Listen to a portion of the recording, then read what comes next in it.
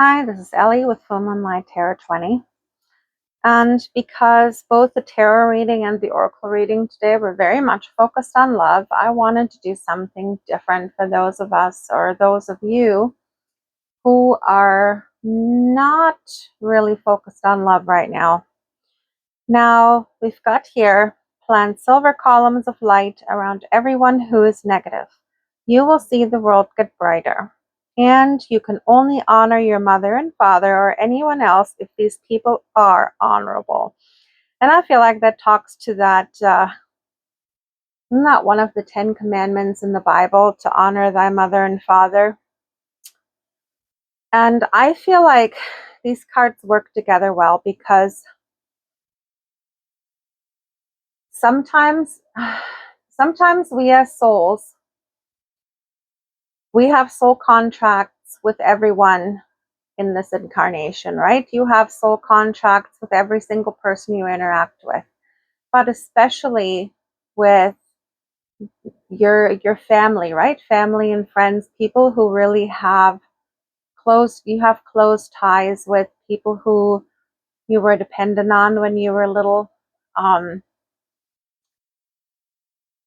You have soul contracts you forged with them before you came into this incarnation, and these contracts lay out the kind of relationship you are going to be having in order for both of you to learn certain lessons and to work through karma, right?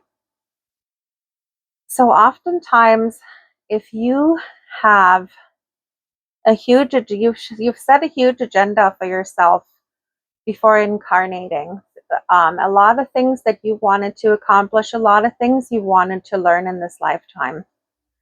And sometimes you make it a little hard on yourself. You put a lot of people in your life who give you a hard time. And this can be your parents. This can be people in the workplace. This can be lovers. This can be spouses. This can be children, right? Your own children. Sometimes you have tough karmic connections with them. Tough lessons that need to be learned within that relationship. So, and I find this today so prevalent, is the cutoff culture. People are so willing to cut others off, even children cutting off their own parents and vice versa, because they have absolutely no skills in conflict resolution.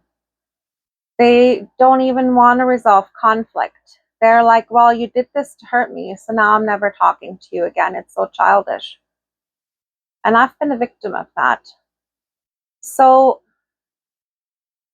what have you really learned?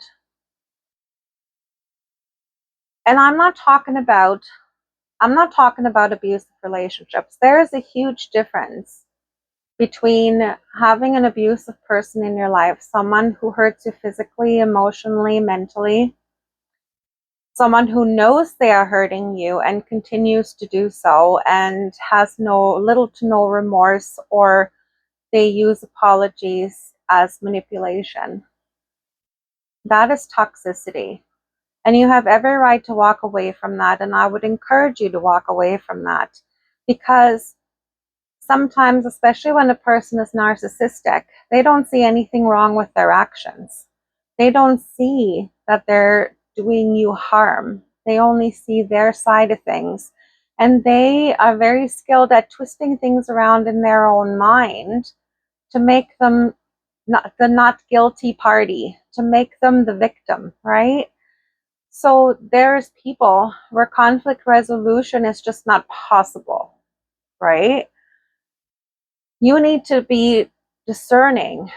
You need to know what relationships can be saved and can be worked on, and which relationships you need to walk away from, because they're just going to continue harming you. And honestly, a lot of people stay in abusive relationships because they feel that they don't deserve better, or that is all that they've ever known. And until somebody tells them that this is harmful, that this is not right, this is not how relationships are meant to work, until someone tells them that, they're going to be stuck, right? And this is how karmic loops, how abusive cycles have been handed down through generations, because nobody's been able to break free from them. If you hear my cat, I apologize. Anyways, so when you encounter people in your life, especially maybe in the workplace, even if there's someone around you, someone that you spend quite a bit of time with, someone that you really can't get away from, what you can do is you can imagine your whole workplace or that person in a circle of light, right? And what that does is, first of all, you're sending positive energy ahead of you. I sometimes do that before I go into work. I imagine my workplace in light, right? In brilliant white light. And what that does is it neutralizes any negative energy that might actually be within it. It neutralizes it. It makes everyone who's there feel lighter, because now you've neutralized any negative energy they might be carrying if they've had a fight with their spouse before they came into work, if they're worried about their finances, if there's been a stressful interlude at work at that before you came in. It neutralizes that energy. And when you focus it around a person, it does the same thing, right? So you're focusing on that person that gives you a hard time every day. Maybe they're giving you a hard time because their home life is really shitty, which doesn't excuse their behavior towards you. But now you've done something to kind of lighten their load energetically a little bit. And maybe the interaction between you two is going to be a little better that day. That is something you can do. However, if you're doing this and it's not getting better, if this person just has a hate on for you, maybe there's something that you need to do that is not energetic. There are some steps that you need to take to try to get this person out of your life, or stepping away from that situation. I'm always promoting, if someone is really harming you and they're not seeing that they're harming you and they don't care they're harming you, definitely walk away. But don't be part of that cutoff culture that is so proud of themselves for cutting good people out of their life only because that person has put up healthy boundaries. And now you're not getting what you want out of that person, right? I can't stand that part of cutoff culture. There's so many good parents who have been cut off by their children, their adult children, only because the parents have put up boundaries because, listen, you are not a child no more, you're an adult now. And for instance, why, when you have a job, do you want me to help you pay your bills? You have a job. And that's something that's happened in my case as well. You have a job. Why am I paying your cell phone bill? Just because I'm your parent? You're an adult now. And then now the child, the grown adult child, will tell their parents that in one way they want to be treated like an adult, so don't talk down to me because I'm not a child anymore, I'm an adult. But then they still want to be the child because they still want you to take care of certain aspects of their life, even though they're perfectly capable of taking care of it themselves. And really, they have to learn to take care of themselves. So it's kind of a catch-22. And these are silly reasons for good parents to be labeled as toxic. Oh, now you've hurt my feelings. Because all of a sudden you have boundaries where before I could get whatever I wanted from you.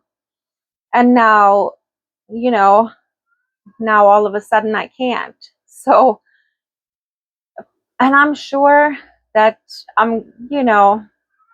there's Rihanna, what is going on? I'm sorry, my cat's losing her mind.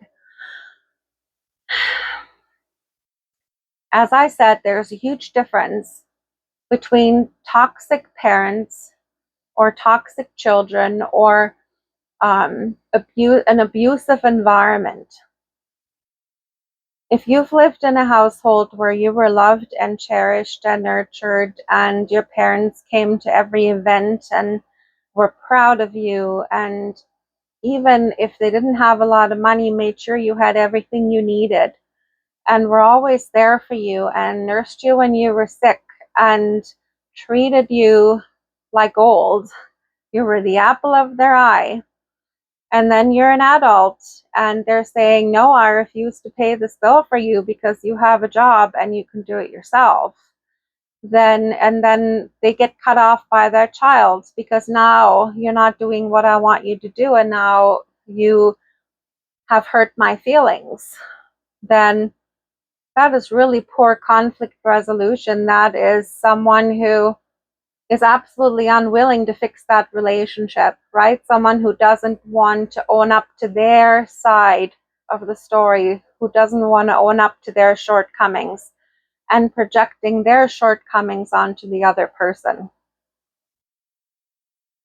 So now I've rambled, but I felt like that message needed to come out. What's with this cutoff culture? People need to grow the F up, okay? That's what I have to say today. But yes, definitely use that strategy if this is someone who, you have to interact with on a daily basis, someone you can't really so easily walk away from. Try that. Imagine them in a bubble of light or within columns of light, right? Just imagine some light around them and wish them well and ask Spirit to help you and help them with whatever they're carrying. Just know that anger and resentment comes from someone who's sad. It's the origin of anger is sadness. And just think of that the next time you encounter someone who's angry. Know that it's coming from sadness, that something has happened, which doesn't excuse their behavior towards you, but just look at them with more empathetic eyes. Okay? That's what I got for you today, guys. Love and light. We'll talk again soon.